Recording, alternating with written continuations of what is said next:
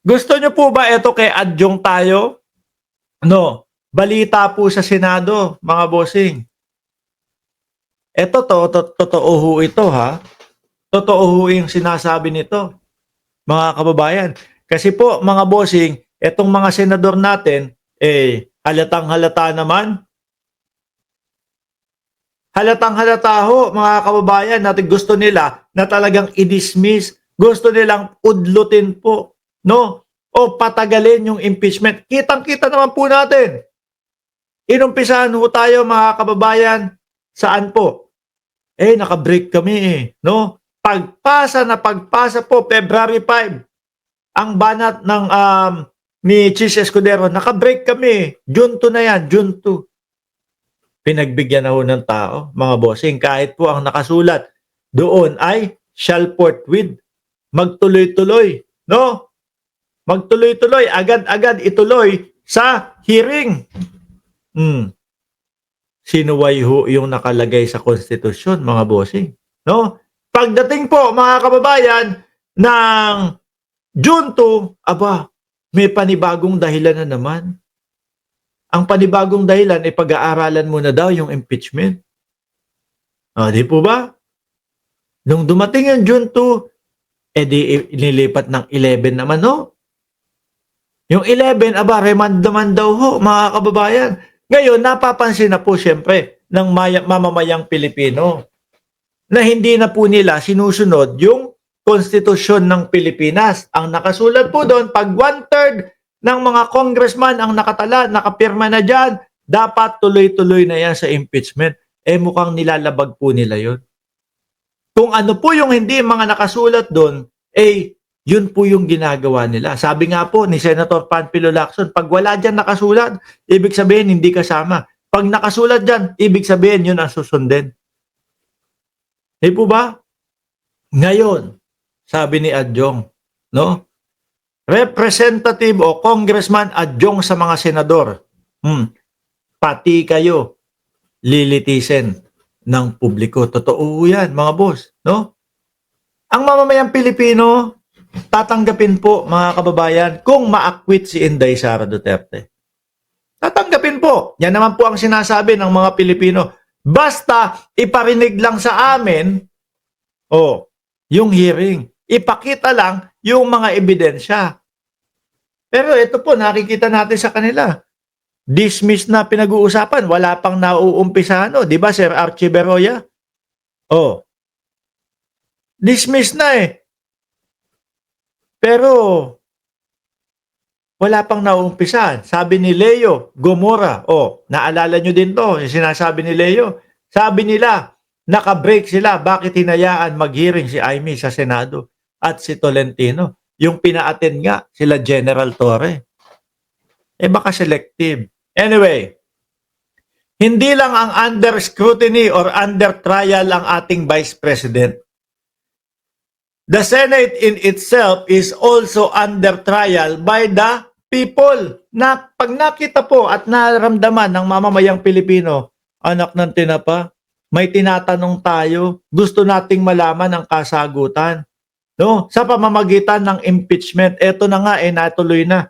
Nandiyan na. Nanumpa na sila, pero pinagtatagal pa nila. Aba, nagkakampi-kampihan ba sila? Mukhang walang silbi ang Senado Mukhang walang silbi ang Senado. Imbis na sana kakampi ng mamamayang Pilipino, parang pinagtutulungan pa nila ang mamamayang Pilipino kasi sila yung nasa poder. Sila yung mga nakaupo. Di ba?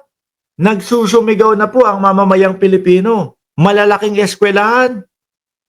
Yung mga simbahan nagsasalita. Kailangan matuloy ang impeachment na yan. Pero ang pakita po nila sa atin, mga kababayan, inuudlot-udlot po nila, pinapatagal po nila, mga bossing. Di po ba? Ngayon, pag naramdaman ng sambayan ng Pilipino na ganyan, baka ang sigaw na ng mamamayang Pilipino, buwagin na yung Senado na yan. Ilan yung sumasahod dyan? 24. Multiply mo, 300,000. Di po ba? Ang dami niyan. ilang milyon yung 10 senador, 3 milyon mahigit. O 6 na milyon sa 20.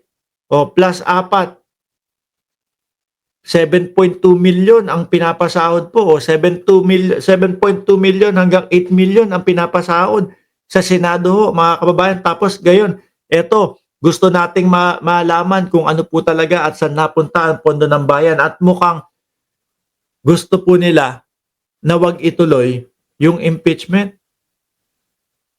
Talaga pong totoo yan ang sinasabi niya. Tao ang lilitis sa mga senador na ito. Kasi halata po. Sabi ni Ed Harry Kip, sabi ni Eva Narita, hindi na karespeto ang mga senador. Hindi katulad noon. Full respect. Aba, pasakan mo ba naman ng isang Robin Padilla? May kasalanan din ho dyan, yung Mark Ramos. Yung isa din ho kasi, yung Mark Ramos sa bumoto. Diyan kay Robin Padilla. Kaya ayan po, ipagpatawad nyo na po yung nagawa ko na yun. Tingin ko naman kayo din bumoto di ba? Hindi, at least mga kababayan, eto, yung mga estilo ho nila, nakita na natin, no? At mukhang, ako naniniwala, yung Robin Padilla ang dahilan kung bakit po natalo yung mga tumatakbo o kumakandidatong senador na mga artista po. Siyempre, isipin nila, naku, Robin Padilla na naman ang estilo nito. Di madadagdagan na naman yung papasahurin, papakainin sa pera ng bayan. Tapos wala naman tayong mahihita. Di ba, Ma'am Chris Rose? Baka sumigaw na ang mamamayang Pilipino. Buwagin na yung Senado na yan. Total naman, kayo-kayo.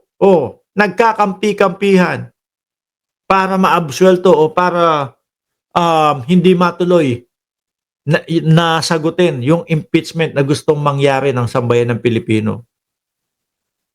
Di ba? Sabi ni Roger Bautista, tumahimik na lang kayo. It shows desperado kayo. Saan? No? Gusto namin marinig yung impeachment. Gusto namin matuloy yun. Di ba? Simple lang. Di i-acquit nila. Ganun lang kasimple yun. Kung di nila trip, i-acquit nila. Kaya lang, lagot sila sa mamamayang Pilipino. Pag in-acquit nila yan at napapanood ng mamamayang Pilipino, nakikita na talaga pong umaapaw, siksik, liglig, umaapaw yung ebidensya ho. Nako, magwawala po ang mamamayang Pilipino nun. Kitang-kita, halatang-halata yung ebidensya. Di ba? Halatang-halata yung ebidensya. Tapos acquit sa inyo, tatanungin ngayon ng mamamayang Pilipino, isa-isa yan. Bakit mo in-acquit? Paano kung isagot ni Robin Padilla sa atin? Kasi, friend ko yan, no? Tagahawak ako ng bag niyan sa The Hague. Wag ho nating hahayaan na ito pong mga senador na ito, mga kababayan, boboto lang po na wag ma-impeach si Inday Sara Duterte dahil kasi kaibigan nila. Kapag kaguhugan niya nangyari, ito po pagka na-dismiss at hindi na ituloy, madami pong mga politiko ang mas lalong lalakas ang loob na magnakaw sa kaban ng bayan.